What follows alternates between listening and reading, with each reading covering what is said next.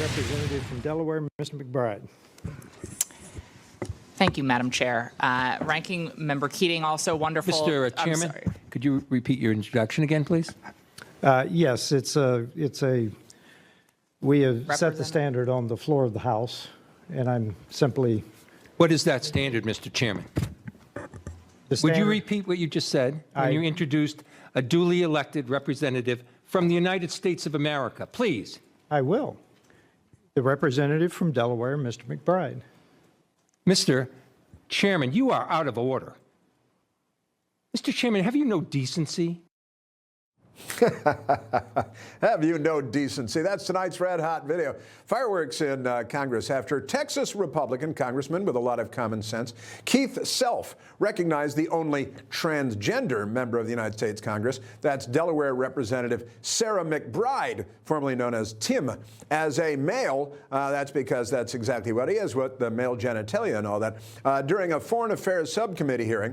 And Congressman Self's very appropriate and accurate salutation sent Massachusetts Democrat Bill Keating into a little fit, a hissy fit, got his panties in a wedge there.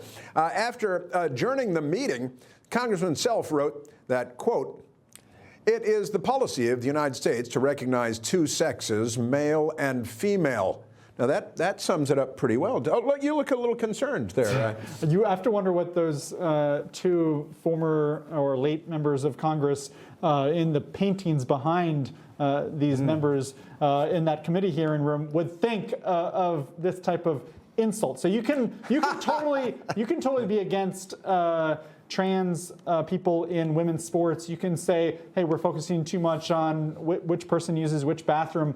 But if this is the denotion that if this is the title that this person wants to be identified as, then you should at least respect that enough to say, Congressperson McBride. This is just Daniel, I'm going to help you because I'm a little bit on your side, but I think there's an easier way to do this without being so nervous about it.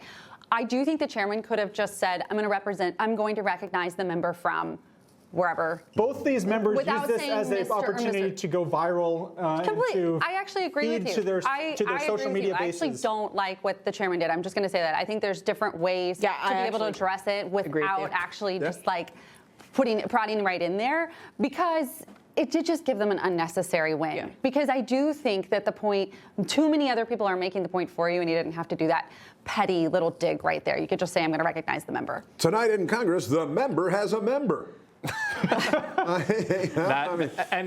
This, though, does, we were talking about this last night, the Democrats are never going to be able to escape their base on the issue of men in girls' sports. This is going back to even Trump's joint address in Congress, where I believe literally no Democrat in all of Congress stood up for the college volleyball player who was beamed in the head by a guy on the other team. So injured for life. This is just a small instance of how this plays out. But it's, again, a reminder that Democrats are totally against biology and human history and all of that. Not all Democrats. I don't know how they're getting Seth Moulton. No, they're all against it. No, it's all political nonsense. Gavin Newsom is also, we'll talk later about this, a pathological liar. Yeah. Nothing that he says can ever be believed. He's a slimy, wormy skis-ball. Remember, Democrats, they won the gay marriage issue by making a very conservative argument, which is that monogamy is good and that homosexuals should engage in monogamous commitment. And then what human rights campaigns fundraising dried up. So then they had to find a new issue. That was all the trans stuff. With this, I think we view it as like a politeness thing on an individual level. They view it as a policy thing, as a way to shut conservatives down. I view biology and science as a politeness thing, and I recognize and I acknowledge biology and science, and I acknowledge the truth that there are two genders, and you can dress up any way you want, and I'm not going to bother you. But don't demand that I live inside of your fantasy. Well, I don't want a man dressing up as a woman to be in the women's restroom. I stand by that all day. Don't go in our locker rooms. Don't play our sports. Don't play our sports. 100%. I just think that we're winning on this argument. It's an 80-20, and this was a petty way to make a point and I guess get us to talk about We ran out. Information. Truth is freedom. Is Newsmax. It's real news for real people.